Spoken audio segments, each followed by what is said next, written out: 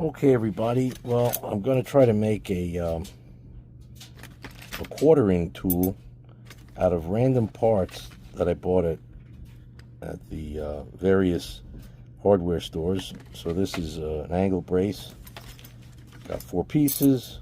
Comes with some wood screws, but instead I have some metal screws, bolts, and nuts. And we'll see if I can turn this into a quartering tool.